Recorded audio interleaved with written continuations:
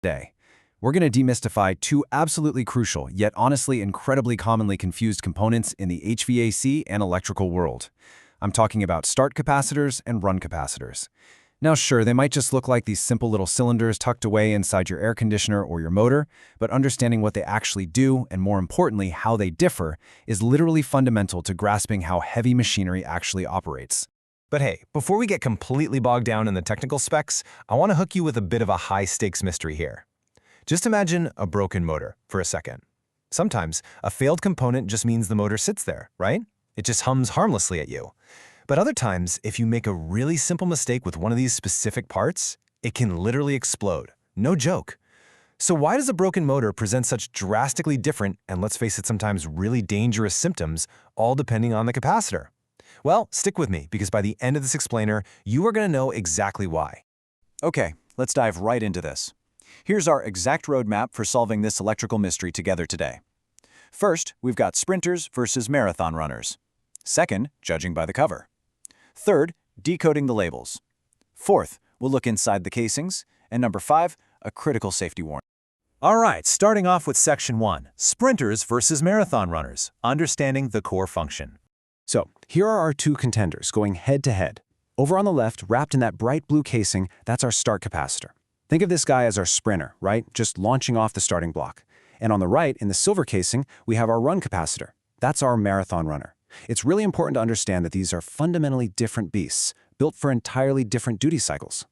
Let's break that analogy down a bit. You see, a heavy motor needs a massive, huge jolt of energy just to overcome physical inertia and start rotating. It's heavy. And that is exactly what the start capacitor provides. Incredibly high starting torque. It basically shoves massive current into the motor, exactly like a sprinter exploding off the block. But once that motor hits about 75% of its normal operating speed, click, a centrifugal switch actually triggers and completely disconnects the start capacitor from the circuit. And at that exact moment, the run capacitor takes over. Our marathon runner steps in. It provides this continuous, steady, second phase of power to the motor windings, basically just keeping the magnetic field perfectly even and highly efficient.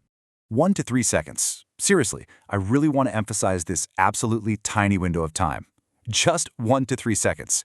That brief, intermittent duty cycle is the start capacitor's entire working life per cycle. It jumps into the circuit for a couple of seconds, gives that massive push, and then it goes right back to sleep.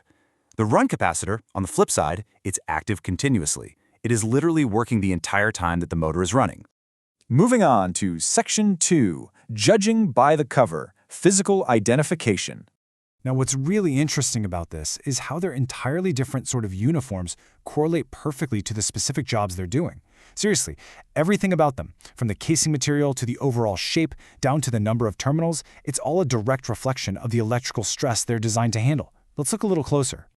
Okay, so take a look at this classic start capacitor. Notice the material there. They are almost always housed in this black plastic, or bakelite. And why is that? Well, because start capacitors are handling a massive amount of current in those very short 1 to 3 second bursts we talked about. So that round, non-conductive plastic or bakelite casing acts as a highly necessary heat insulator. Oh, and if you look at the top, you'll see they generally have a super simple setup, usually just strictly round with exactly 2 terminals. Now contrast that with the run capacitor. You're almost always going to see these guys encased in silver or gray metal, very often aluminum. And this metal shell isn't just for looks, it is absolutely critical. Because remember, the run capacitor operates continuously, so it's constantly generating a low level of heat. The metal actually acts as a heat sink, radiating and dissipating that heat out to prevent internal failure. You'll also notice they come in both round and oval shapes. The oval ones are super common in space-constrained HVAC units where things get a bit tight. Plus, they can have 2, 3, or even 4 terminals. In fact, a lot of modern AC units use what's called a dual-run capacitor. This clever little thing combines 2 capacitors into one just to save space, and it features 3 distinct terminal groups, clearly labeled HERM for the compressor, FAN, and COM for common. All right, Section 3, Decoding the Technical Labels. Let's read the stats. The numbers and letters printed right on the side of these capacitors actually tell a super clear story if you know what to look for. Start capacitors frequently begin with a CD model prefix, but more importantly, look at the capacitance value. That's measured in microfarads. Because start capacitors require such a massive amount of power to jumpstart a motor, they have really high microfarad values, typically ranging from 70 all the way up to over 1,000. And you'll notice it's almost always written as a range, like, 189 to 227 microfarads. Run capacitors, though, they use a CBB prefix. And since they just need to deliver precise, continuous power for running efficiency, their capacitance is way lower, usually sitting somewhere in between 1.5 and 70 microfarads. And instead of a broad range, they display a very specific single value with a tight tolerance, like exactly 35 microfarads plus or minus 5%. Let's move to Section 4, Inside the Casings, exploring the internal biology. So a start capacitor is what we in the biz call an aluminum electrolytic capacitor. It uses this chemical wet liquid electrolyte right alongside a thin aluminum oxide layer as the dielectric, and these etched aluminum foil plates. Now, this specific internal biology is honestly incredibly clever because it allows for a massive amount of capacitance to be totally crammed into a relatively small little package. But there is a major trade-off here. That liquid electrolyte creates high internal electrical resistance, which means, you guessed it, it generates heat extremely rapidly.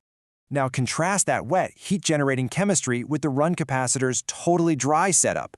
Run capacitors use a super thin polymer film, stuff like polypropylene or polyester, paired with extremely thin metallized aluminum or zinc layers.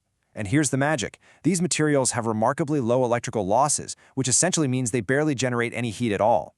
And to make them even more durable, that film is very often submerged in a non-conductive dielectric oil. This internal oil basically acts as a coolant, helping that outer metal casing wick away whatever tiny bit of heat is created so the capacitor can survive endless, continuous duty without degrading. Which brings us to Section 5, a critical safety warning. The rules of the game. All right, remember our mystery right from the very beginning of the explainer? Why one of these explodes while the other just hums harmlessly?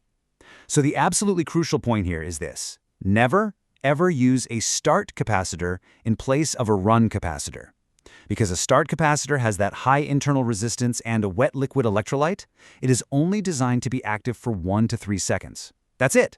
If you mistakenly wire it to run continuously, it will rapidly, and I mean rapidly, overheat. That liquid electrolyte inside will literally start to boil, which creates this immense internal gas pressure, and eventually that plastic casing will literally explode or pop like a giant firecracker. It is no joke. Speaking of things you definitely don't want bursting open, here's a quick little bit of historical trivia to lighten the tension. Remember that cooling oil inside the Run capacitors we just talked about? Well, believe it or not, many older Run capacitors actually used highly toxic PCBs, polychlorinated biphenyls, as their internal oil. Yikes. Thankfully though, if you buy a Run capacitor today, modern versions use totally environmentally friendly, safe vegetable or mineral oils. Good to know, right? So let's bring this whole thing back to a real-world practical application. Imagine you're standing right in front of a busted HVAC unit. The motor flat out refuses to start. It just sits there and gives you that annoying, harmless hum. Armed with everything we've just covered today, all about our sprinters, our marathon runners, the microfarads, and the wet versus dry chemistry, which capacitor are you going to check first? I'm going to leave you to think about that one.